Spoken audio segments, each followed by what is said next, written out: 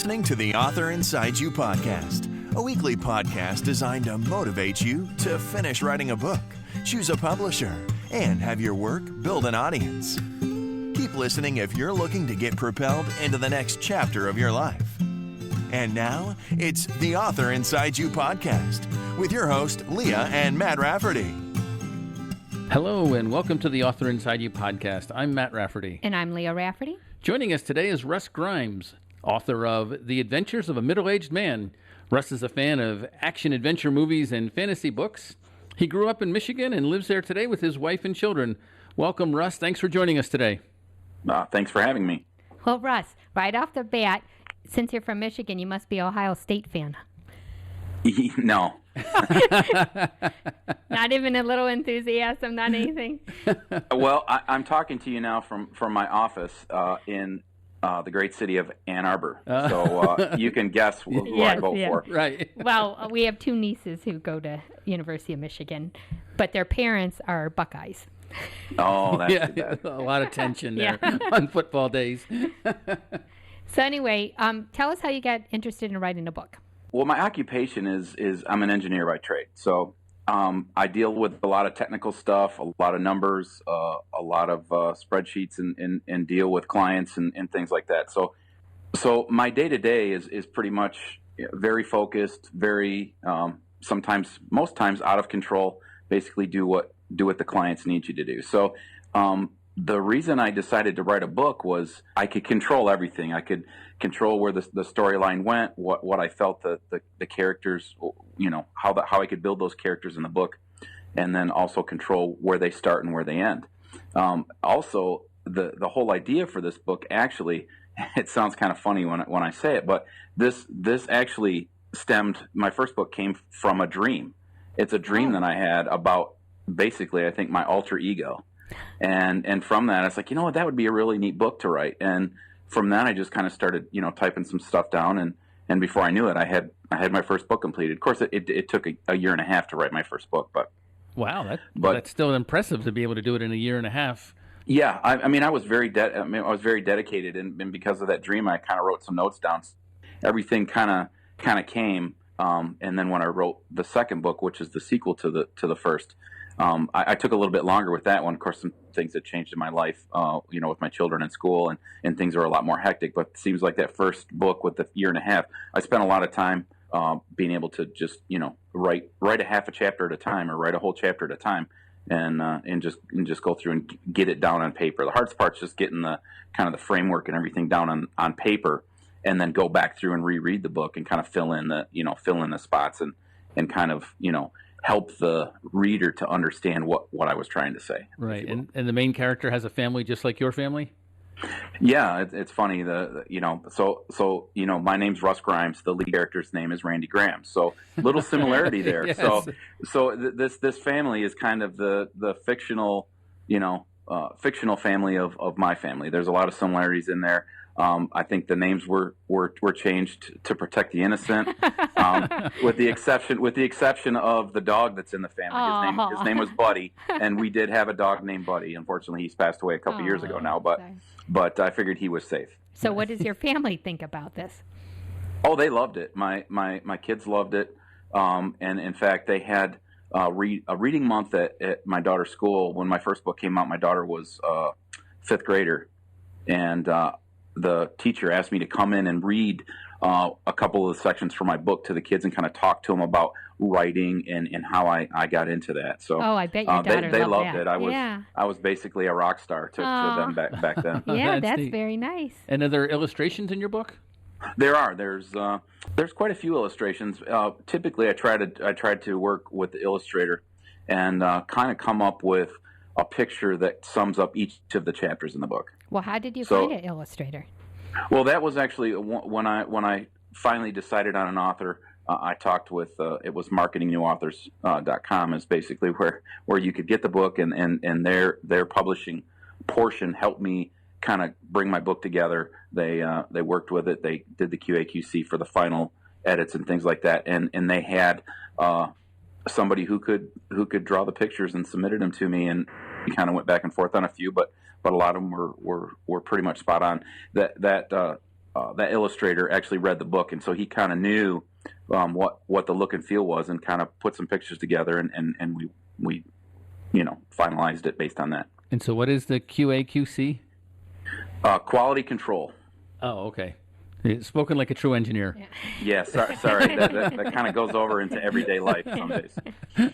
So did you have any problems working with this company? No, actually, Ferry, who's I think one of the lead people in the company, she contacted me. She worked with me. She guided me on some things through my first book. The second book, I kind of knew the ropes, so we worked a little bit better. And she kind of gave me a little more leeway because she knew that I knew kind of what to do. And we used the same illustrator for both books. But she kind of led me through the whole process and from start to finish. And lo and behold, I have, copies of an actual hard copy of what I set out to do. Wow, Excellent. That's great. And so is it a print on demand that you do? Is it like is this a whole publishing company? Like you sent them your manuscript, they helped you find an illustrator, like you said, but then they edited the book and printed the book for you, or? Yes, as a matter of fact. So there's a couple different ways that you can take a book to market. And so this one is you pay some money up front, and they'll provide the illustrator as part of that. They'll provide the review and editing, the final editing for you, and they'll print, depending on the package you get. There's different levels, but I'll print a certain amount of copies, say 150 copies. Okay. And so then they would keep them, and then people could go to the website and they could buy that book. It wasn't something that you go to like Amazon.com or something like that. Okay. But so there's a couple things you look at when you publish a book. For my typical my book that I wrote, never doing it before, not knowing, I paid a certain amount of money, but because I paid that money up front to pay for some of those fees for the editing and the illustrations and stuff. When I sold each book, I got more of a share of the profits. Okay. Whereas if you go to somebody like an Amazon.com or something like that to publish a book, you have the potential maybe to sell more books, but you're going to receive less, less royalty from each book you sell. Mm-hmm. For me, being a new author and not quite sure of the atmosphere and writing books, I felt that this was a better option for me. Great. So, but as a first-time author, wasn't it overwhelming looking at all the different options? How did you, what was the feel of this company that made you decide to go with them? Well, see, that's where I think my engineering background kind of came in, because I'm used to looking at contracts. I'm used to dealing with nice, yeah. dealing with contractors and things like that. So I can kind of look at all, look at different things in contract language and signing contracts and what to expect and looking at different things. So that kind of helped me a lot. So it was just like, just like I was at work, but it was for me personally, and it was something that was, as a hobby for me. Great. That's nice to have that background. Mm-hmm. So what was the process like when you wrote the book? What was your whole writing process like? Well, being that I'm not a full-time author, and that's all I do. Basically, I went and did my full-time job like anybody else. Went to my kids, cross-country meets and soccer meets and band things. But in the evenings, I would sit down at my laptop and I would write a chapter. When I was traveling, I do some traveling for work, and I travel all over the United States and Canada. When I'm sitting on an airplane, I would pull my laptop up and I just start typing away and get the basic framework. And basically, when you get the inspiration and you get an idea, you want to get that down as fast as possible, while it's clear and you can focus on it. So I tried to type that as fast as I could. I didn't care about grammar. I didn't care about punctuation, just to get the idea down. Right. And then as I go through each of the chapters, I kind of said, okay, I know my English teacher wouldn't like this from way back in high school, but I didn't do a formal outline where I wrote everything out. I had a mental outline in my head and said, okay, this is where I want to start. These are some things that I want to go through, and then this is where I want to end. So as I did, I picked chapters, and I started like the first paragraph or whatever in each chapter and started segregating the book that way. And as I went through, I would just fill in the blanks in each of the chapters. And then once I got that done, then I went back through this the second time. I read through the book, and then I would fix some punctuation, sentence structures and things like that. But then I'd also fill in the gaps. It's like, okay, I'm transitioning from this to this. That's not quite quite clear. Let's throw some additional detail in, so to help people. So the continuity of the book was a lot, it was a lot more contiguous instead of a bunch of little times that I decided to write. Yeah, I decided to write a paragraph, because sometimes I might work on it every day for a week, and then I might not work on it for 3 weeks. So, and that's not good to write that way. So. Well, what's interesting from our podcast, what I'm learning is everyone has their own special individual way to write, and that it doesn't make a difference, whatever works for you. I think some people get hung up on the process and think I have to do it this way, but we're learning just do what works for you, and it will work. You were not worried about the grammar. You just wanted to get the idea on paper, and that was a good thing. And some people might get hung up like, oh, I got to make sure this is all written properly. And no, just get your idea out there, then worry about that later, or have someone else worry about it.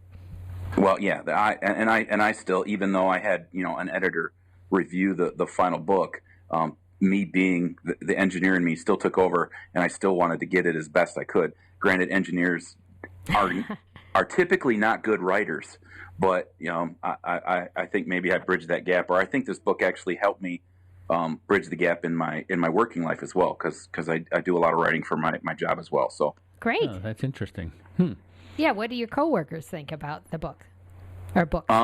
There's several of the coworkers that have bought copies, and I'm actually looking at I have copies on my desk, and people always come in and ask me, "Well, you wrote these?" It's like, yeah, I did. Oh, and, that must be fun. And but yeah, everyone who's read the book, from high school kids up to adults, everyone's pretty much liked the book. It's not an overtaxing. I mean, it's probably a upper middle school, lower high school read. Okay. So it's just a fun book to read. It was a fun book to write, but it's a fun book to read. There's no, I don't do a word a day, or I'm not a thesaurus or anything like that. But it's just something you can sit down and probably half a day you can read the whole book, and it's just something fun. I mean, you look at action movies or superhero movies, there's something fun, there's something just we got enough reality TV shows. I Live Life, it's a reality show Right. on its own. Yes. Right. I want to check out from that, and I want to do something that's fun that I can just sit and do. It's like why do you like video games so much? Well, it's something different I can check out from reality. Right. and do something fun. Right. So Russ, what are you doing to promote the book? I've got Facebook that Marketing New Authors has a Facebook page. They've had pictures of my book and little blurbs about it. I've got lots of people that I deal with. I've got copies in my office and share it with people. Share it with people at church and stuff like that. Great. But as far as marketing myself for that's something that's not my forte. Mm-hmm. I can write a book, and I figured out how to get that book to market, but then again, how to sell that book and move that book, that's not something I'm really good at. Right. I can't be good at everything. So Yeah. I know what you mean. Yeah. And what is the website that the people can buy it at? marketingnewauthors.com. Great. Okay, and that's the name of the publishing company that did everything that you worked with, right? Correct. All right, so we'll have a link to that in our show notes so that people can go there and they can find out more about marketing authors, and they can find your book if they're interested in buying it. It sounds like a cool read. Yeah, it does. It sounds like Yeah. maybe something, because they say that sometimes boys do not want to read in middle school. It sounds like a nice book that the middle schools need to get into their library. Well, there's a lot of action in the books, being that he's he kind of gets some special powers. I'm not going to give the book away, but he gets some special powers, and he does some pretty cool adventures. And for middle school boys, and I guess even boys like myself, we're almost 50. We still we like the action. We like. Yeah, there's a huge market. All the films that come out, So Yeah, there's a lot of people who feel that way. So that's wonderful. Yeah.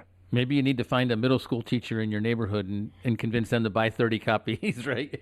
Or have them required reading. The publisher, she was doing some part-time teaching, and she was doing a teaching at the one of the local colleges, and for one of the classes, she did buy some copies for them, and they read through it and they kind of critiqued it. And most of them liked it, a couple of them didn't. Wow, that's pretty cool. And just kind of looked at, okay, what could he have done better? What was there issues and things that you found? And so I kind of got a little bit of feedback on that, and that's good. I'm a big boy. I can handle constructive criticism, especially if it makes me better. Right. Yeah, I think that's a pretty nice resource. And some required reading for a college course. Yeah. Right? Now you can say your book was required reading for college. Yeah. But do you have any advice for our first-time authors?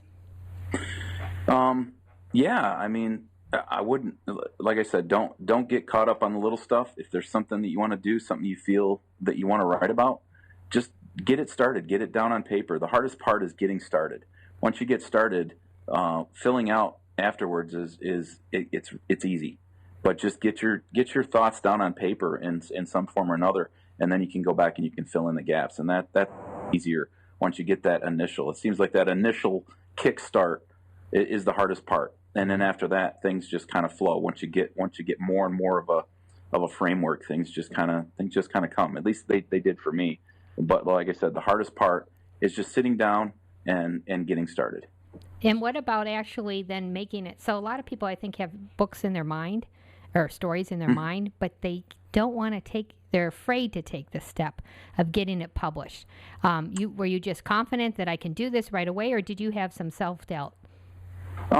I did in the beginning, and I'm going to be honest. I mean, in this day and age, nobody really. Well, I'm not saying nobody. A lot of less people buy books and read them than used to be. I mean, we've got the internet. We've got all these free articles on the internet that people give, and things like that. We've got, we're basically a whole groups of people on a blog will write a book and they'll tweak the book based on that. That's kind of the new thing, but. I didn't do it to become a millionaire. I didn't figure it was going to turn into a Harry Potter series or something like that where I'm making movies. Though the movie would be really cool. Yeah. But I didn't do it for the money. I did it for just the satisfaction of saying I published a book. I did it from start to finish, and it was a very satisfying feeling. I take great pride to be able to say something. Hey, I published a book. Yes, congratulations. And just to take all that information, get it down with the pictures, and it's a neat thing. It's a good feeling. I bet it is a great feeling. It is. What was it like when the first book, you saw your first copy of your book? We kind of celebrated. We kind of jumped up and down, and so my wife had read it. She kind of helped me with some of the review and some of the editing, and I bounced ideas off of her what she thought. But my kids had never read it. Oh, okay. So when the first copy came out, it's like my daughter, she read it first, and then she liked it, and then my son read it and he liked it. So, yay! So it was a good feeling, and they I think they really liked the part. They knew who their character was in there, and what their character got to do in the book. Yeah, and then they can tell all their friends, "Hey, that's me." Yeah, I'm famous. Yeah. Yes, yeah. And you're working on the third book in the trilogy now? Yes, I have. Mentally, I pretty much have the book all kind of planned out. I've got a little bit of stuff down on paper, but I've got a daughter starting college and a son in high school. So wow. That's life kind of takes over in certain aspects, and right now, that's the primary focus of my life right now. So, right. How's the best way for our listeners to get in touch with you, Russ? My email address is electengineer12@yahoo.com. Okay, very good. We'll put that in the show notes. All right, well, thanks for joining us today, Russ. It was great talking to you. Loved hearing about your story and how you did it. I appreciate the opportunity. Sure. Yeah, well, thank you very much. And congratulations. Yeah, congratulations. That's fun. I can't wait to hear about your third book when your third book comes out. Yep. Okay. We're always interested in hearing what our listeners think about our podcast. So please email us at theauthorinside.you.com and let us know what you think. Also, if you have any suggestions for a guest for our podcast, please let us know. And until next time, right on. Thank you for listening to the Author Inside You podcast with your host, Leah and Matt Rafferty.